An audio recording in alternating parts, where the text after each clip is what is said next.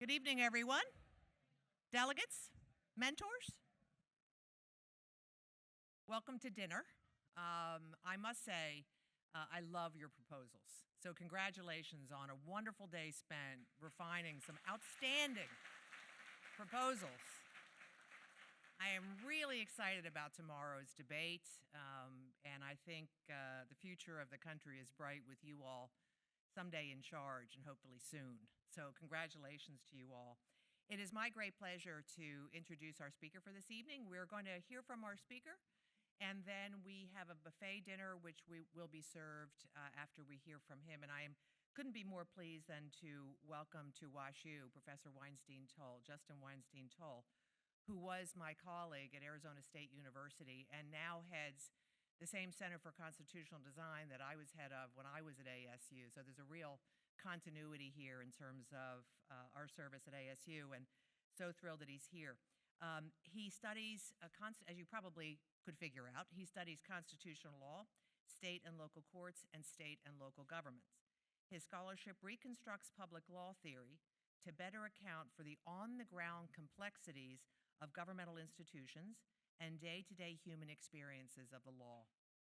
He has published articles in the Columbia Law Review, the Chicago Law Review, the NYU Law Review, the Virginia Law Review, and many others. In 2019, he was appointed to the board of the Judicial College of Arizona by the Chief Justice of the Arizona Supreme Court, and in 2024, he was appointed to the Arizona Civil Rights Advisory Board by Arizona Governor Katie Hobbs. Before entering academia, Justin served as a trial attorney in the Civil Rights Division of the Department of Justice and as a law clerk on the U.S. Court of Appeals for the Ninth Circuit. He graduated from Yale Law School and the Harvard Kennedy School and earned his undergraduate degree from Stanford University. We are really thrilled to have you here, Justin, to hear from you today. Welcome to the podium.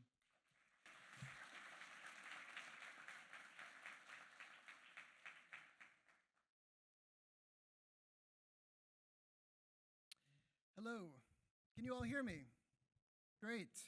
Thank you so much to Dean Lindquist for that extremely kind introduction. It is true, I am now the co-director of the Center for Constitutional Design at Arizona State University, which Dean Lindquist founded a few years ago. So I expect to be dean here at WashU in a few years as well. I'm just kidding, that wouldn't be a good idea. But I am indebted to Dean Lindquist in many ways, as are we all, for her genuinely visionary leadership for bringing this constitutional convention to life. 2 years ago, Arizona State held the first of these model constitutional conventions. And it was something that our dean, Stacy Leeds, is very passionate about supporting, and she wanted me to send her well wishes to the convention. I am also passionate and excited about what you all are doing here. Without exaggerating one bit, I think that the advent of this model constitutional convention is one of the most important developments in constitutional law in many years. I don't see this as a purely academic exercise at all. We are in an academic environment, of course, in a beautiful law school, in a beautiful setting. But what you are doing here isn't just pedagogical. It is a form of constitutional engagement. It's a form of constitutional practice, which I think is crucial to the development of the nation. And in this talk, I'll tell you why I think that is so. There are 3 reasons. First, you are building the capacity for constitutional imagination. Second, you're building the capacity for constitutional community. And third, you're building the capacity for constitutional agreement. I'll explain what I mean by each of these in turn, and I'll finish by discussing the nature of constitutional change and why I see this model constitutional convention as an important part of any constitutional change. So first, constitutional imagination. The act of drafting the initial Constitution was an incredible act of constitutional imagination and audacity. A group of people took it upon themselves to design a government. It's outrageous. It's an outrageous task that they took upon themselves. And as Dean Chemerinsky said this morning, they made mistakes, some of them tragic, that lived with us for many years. but they also designed something relatively durable that has lasted us well over 200 years. And for some time, that creativity persisted, sort of in fits and starts. We ratified the Bill of Rights, as you all know, which was transformative. We ratified the Reconstruction Amendments after the Civil War, which were transformative, if not as transformative as we had hoped, perhaps. And even in more recent times, we have possessed constitutional creativity in different ways. For many years, between the Warren Court of the 50s and 60s and the most recent iteration of the Roberts Court, the Supreme Court was something like a swing court. Sometimes the court took a conservative path, sometimes it took a liberal path. You never really knew who was going to win, and that was true in part because of Justice Sandra Day O'Connor, the namesake of the school where I teach, who was a true swing justice. Not only was there no political side that consistently won, there was also no single form of constitutional interpretation that reigned supreme. And as a consequence, there were many ways that you could argue your case. You might take an originalist argument if you wanted the votes of Justices Scalia and Thomas, but you might not. You might make a pragmatic argument if you wanted the votes of Justices Breyer and Stevens, or you might make an argument based on constitutional structure to get the support of Justices Kennedy and O'Connor. The possibility of constitutional creativity and constitutional development and adaptation and growth lived with us and lived with the court. Recently, it feels that things have changed. We have stopped proposing and ratifying constitutional amendments, and there's less creativity on the court. There's no longer a true swing justice, and a supermajority of justices consider themselves to be originalists. And so to win a case, no matter the side, you make an originalist argument. Constitutional life, I think, has become very small in a way. It has become very constrained. And I fear that we are so tightly wound up in how the court behaves that we are losing the ability to even envision a constitutional law outside of the framework set by the court. We've accepted the court as the final word on the Constitution for so long that we have stopped thinking about what the Constitution and what constitutional law might be or might become. At the same time, however, there is a lot of unhappiness with what we are seeing from the court. Court approval numbers are low. People regularly disagree with what the court does. And yet, despite that concern, we have stopped thinking about the constitutional amendment process as a realistic path to reform, even though it is right there for the taking. It is a lost opportunity. And the first step, I think, in reclaiming the power to propose and ratify amendments is to believe that it's possible to do so. And that's one thing among many that I think this Constitutional Convention does. It helps to reignite our constitutional imagination. It shows us that amendment is possible. It shows you that amendment is possible. The convention demands that you ask yourself what we need from our Constitution at this moment. That is what constitutional creativity is. It's meeting the moment in constitutional terms. It's asking what the Constitution and constitutional law can give to us to help us flourish, not just survive, which right now we are doing by a thread, but flourish. It requires us to move outside of the small frame of constitutional law where we currently live and stretch our limbs instead toward what could be. And what could be is within our control. There is a process set out in the Constitution for this, as you all know. And yes, it requires us to think not just about what we want our constitutional law to be, but also to think about what it would take to generate the popular support necessary to satisfy the requirements for ratifying an amendment. But there is no chance of any of that happening if we don't believe in the first instance that it's possible. And that's what you're doing here today. You're proving that it's possible. And knowing that it's possible, I hope, will convince you to advocate for amending the Constitution in your broader lives as you go out into the world.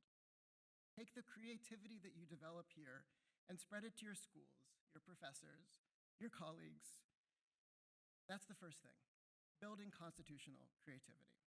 Second, Through this convention, you are building the capacity for constitutional community, democratic constitutional community. Most discussions of constitutional law center the Supreme Court. Newspapers write about every new opinion that the Supreme Court hands down. Podcasts critique them. There is a thriving subcommunity of Supreme Court TikTok, I understand. There is a tremendous amount of content generated that focuses on the Supreme Court. In law school, when we teach constitutional law, we teach the constitutional law opinions handed down by the Supreme Court. And anyone who has read those opinions knows that the court has made the practice of constitutional law deeply complex and nearly impenetrable. Not just this current court, the court writ large. Judicial opinions are hundreds of pages long.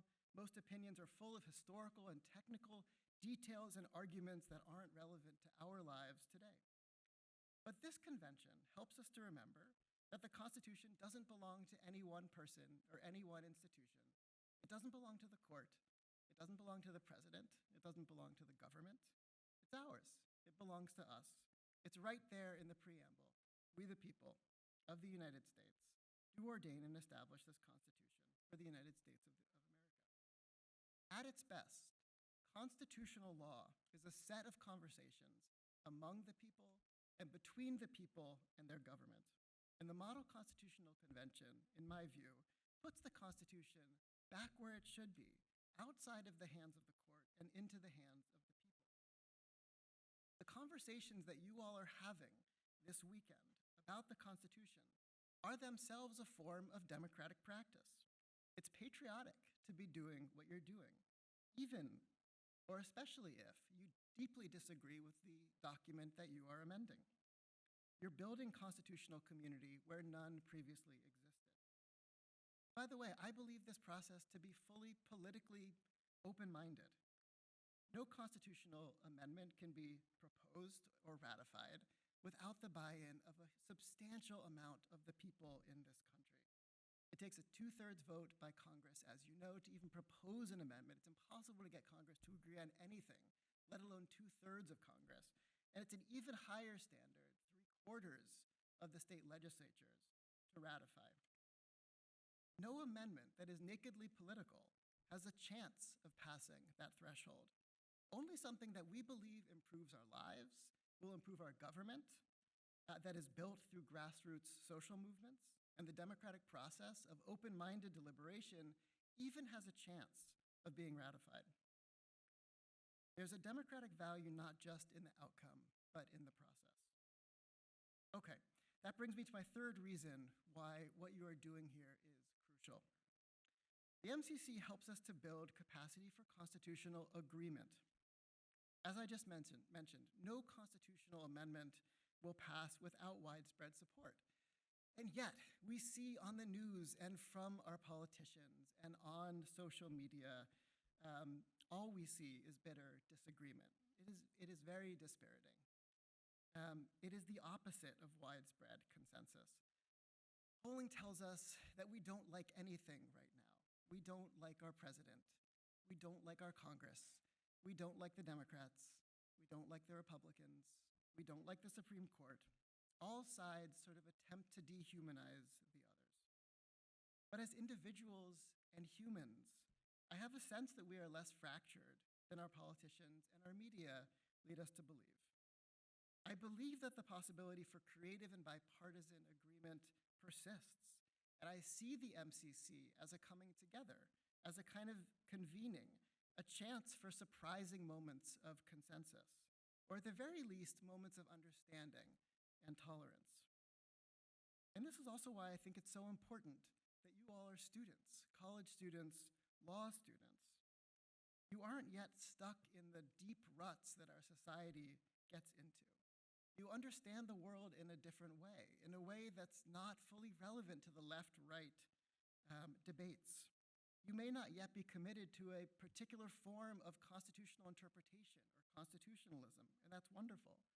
You may not yet be committed to opinions on the sort of old, tired debates that have always accompanied constitutional theory. We have a strong federal government or strong states. Does the meaning of the Constitution stay fixed or should it evolve? We have been debating these things with no result for 200 years. And amendments, by definition, explode those debates because they're a chance for people to come together and create new constitutional meaning. I know that you all are already deep in the process of creating amendments, and I'm not stepping in the way of that. I don't want to tell you what to do, but I do want to provide a few examples where it seems like, as a broader community, we might actually be able to find moments of consensus. One that jumps immediately to mind is partisan gerrymandering. I really don't think there is anyone, Democrat, Republican, Independent, who likes the extreme partisan gerrymandering that we're seeing. And not only does it continue to exist, it may be worse today, literally today, than it has been in a very long time. And yet, it is enabled by the Supreme Court's in its decision in Rucho versus Common Cause. Another issue where maybe there's widespread agreement that could be possible is campaign finance reform and getting sort of overwhelming amounts of money out of the political process. Nobody wants that much money in politics. I am overwhelmed by the number of texts I get every single day, stop to end to end. I'm constantly texting back and trying to get off of these lists. I don't know how I got on the lists. And yet, we're currently stuck with the Supreme Court's interpretation of the Constitution, which prevents common sense campaign finance legislation. Another example in a more structural sense is accountability for the executive branch, and I'm not talking about the president here. Our administrative agencies are massive. We have over 2 million people working in the executive branch, in the administrative agencies, not considering the armed forces. And while I don't accept the sort of characterization of the administrative branch as the deep state or something scary like that, I do think that there are very few mechanisms for encouraging accountability of the executive agencies. Maybe we should bring back the legislative veto and empower Congress to step in and check the executive agencies to ensure that they don't stray too far from their mission. Again, I don't know what amendments you will come up with, and I expect and hope that you surprise us all with the amendments that you come up with. In speaking with your faculty mentors, I've already heard some of the interesting and original ideas that you're considering. But there are enough pressing needs in this world that I am hopeful that you can break through the kind of standard modes of disagreement and show us all that agreement is possible. So those are my 3 reasons why what you're doing here is so important. You're developing constitutional imagination. You're building democratic constitutional community. And you're creating the capacity for constitutional agreement. In short, you're practicing what we might think of as a form of constitutional citizenship by listening to each other, even when you disagree, and attempting to understand the sources of your disagreements. You're enriching yourselves, and in a genuine way, you're enriching the country. I'll end by talking about how I see this convention fitting into existing models of constitutional change. There are many ways to accomplish constitutional change, and I think of them as existing along different timelines. So there's an immediate time frame where maybe you file a brief in an existing case, and you try to convince the court to come out in the way you want. That's wonderful. Maybe you will win, maybe you'll lose. You're probably not going to change the trajectory of constitutional law forever, but it's something to do. I've done it. I support it. It's a good thing to do.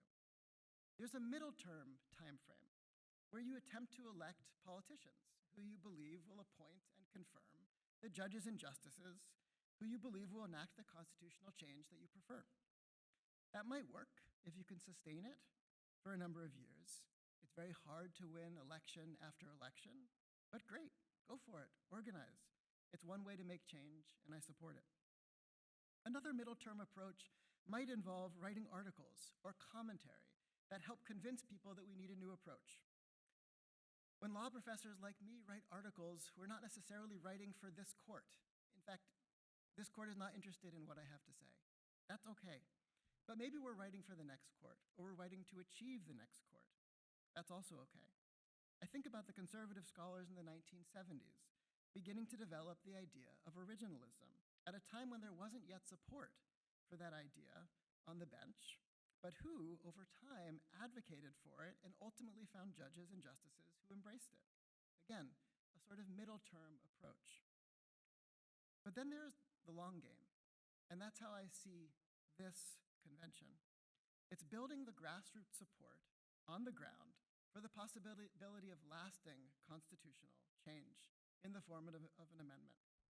And it achieves constitutional change, or will achieve constitutional change, in maybe the most democratically legitimate way that we have, by building consensus organically, person by person. You're building support not necessarily to change the Constitution of 2026, maybe not even to change the Constitution of 2030. It's okay if you're building support for the Constitution of 2100. You're creating that generational change that we need to adapt this document to our current and future reality. And indeed, I don't see any other way to go about doing it. I meant it when I said that I think this convention is one of the most important and exciting developments in constitutional law in many, many years. But I will say that for this form of constitutional change to be effective, it has to be widespread.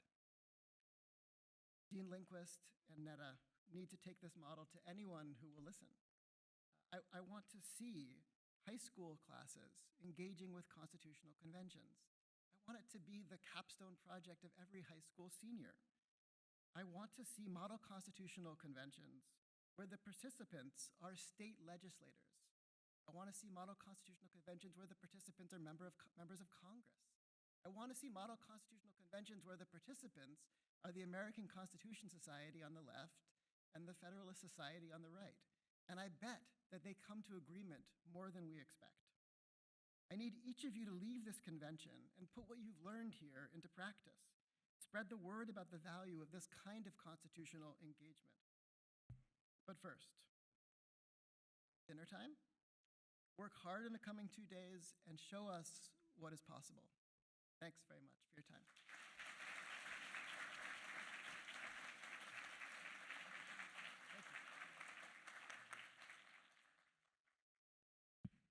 I must say, Justin captured my feeling about the convention and what its potential is much better than I could. Thank you, Justin, so much for really encapsulating the vision that we have here with community and agreement and imagination.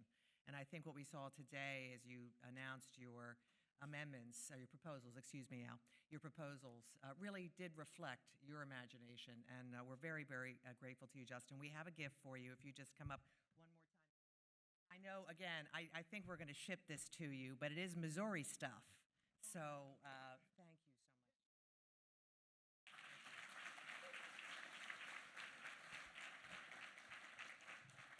And I will shamelessly steal from your speech to put on our website. And I'm going to follow up just to reiterate one thing Justin said, and that is, we will need your help to perpetuate this. We do think, and I agree, that this is a place, this is an idea that has legs. And the fact that there are peer mentors that have returned here indicate that it really does, and that people are enthusiastic about what we're doing with this model constitutional convention. And we will be calling upon you for help as we try to grow it across the country. So thanks, everybody. Enjoy your meal.